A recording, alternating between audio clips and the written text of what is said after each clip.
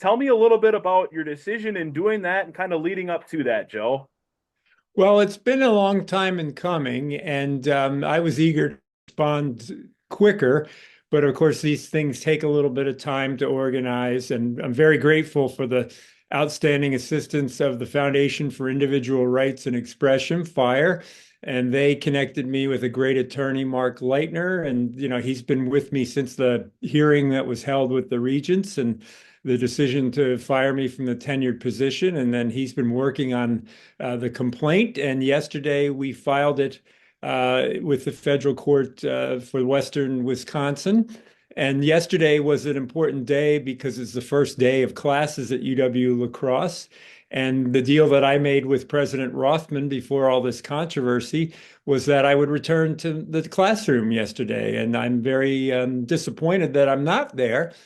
And it's sad that we have to go and file a federal lawsuit to get me back. But if that's the way the system wants to do this, then that's what we'll do.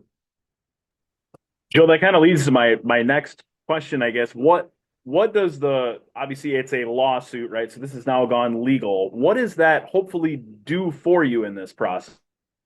Well, really, all I'm seeking is to get my job back.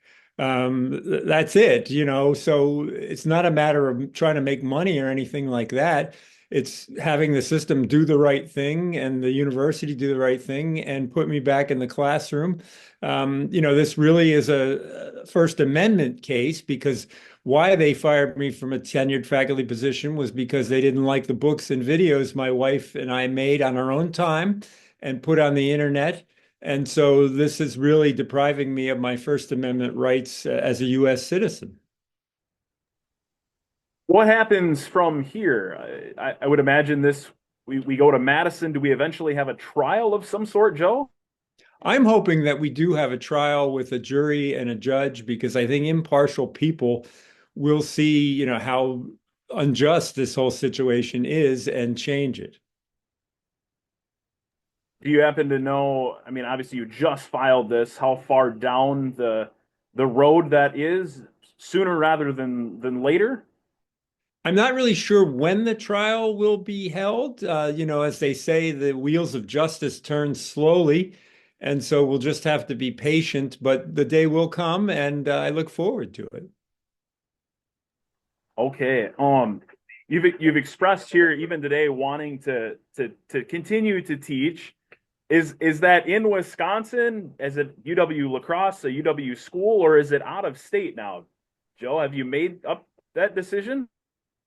Well, I'm an educator at heart, and so is my wife, and we really enjoy talking to students. And so, if that can't happen at UW-La Crosse, certainly we can go elsewhere. We had a wonderful session with a media law class at the University of Minnesota last semester, and it'd be great to get back there and other places where there's more of an open mind about this situation.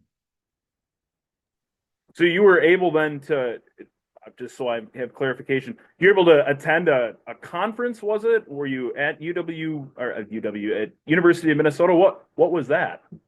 It was a class, a media law class taught by Professor Christopher Terry, and he very kindly reached out. He's an expert on free speech and First Amendment, and said, "Hey, would you be willing to come to Minneapolis, you and Carmen, and talk to my media law class about your experience?" And we did that.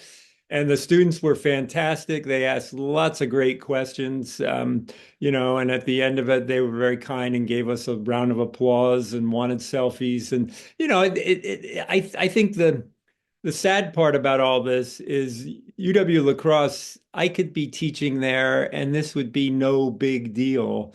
But we have administrators who are making it into something bigger, and I frankly don't understand why. Yeah. My final question, Joe, and then I'll ask you if you have anything else you'd like to mention. What is your hope this does for maybe someone in similar shoes as you? I did a story a few months back, kind of regarding people in a similar scenario as yourself. Well, this is about more than just me. It's about all tenured faculty and their right to do what they want on their own time on the internet. And I think it's a very contemporary situation. There doesn't seem to be much case law around it.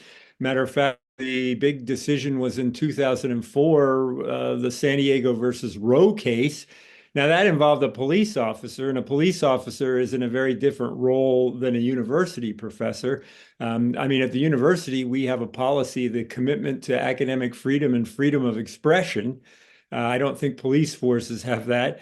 And also, too, a lot has changed since 2004. At that time, the platforms that we've been on, Twitter and OnlyFans and X now, they didn't exist. So I think there's an opportunity here to get a definitive court ruling on freedom of speech in the internet age. Do you continue to see your on we were talked a little bit about your online presence. Does that continue to grow through all of this? Not really. I think there are people who are interested and they're there, and that's nice. And, there are other people who are curious. I think that the thing that we've seen a big uptick in interest is Carmen, my wife, her cooking show on YouTube, really has gotten lots of people interested in that. And that's not really, well, it's not explicitly sexual at all. So there are a lot of people who are just into the vegan cooking piece.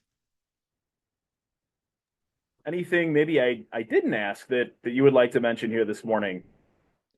Well, this has been a long time coming, and I will confess it took a lot of patience on my part because I was eager to say, hey, this isn't right. Let's fight back right away. But we got all our ducks in a row, to use that cliche, and made sure everything is solid. And my attorney thinks we have a fantastic case. So we're looking forward to moving this through the legal process.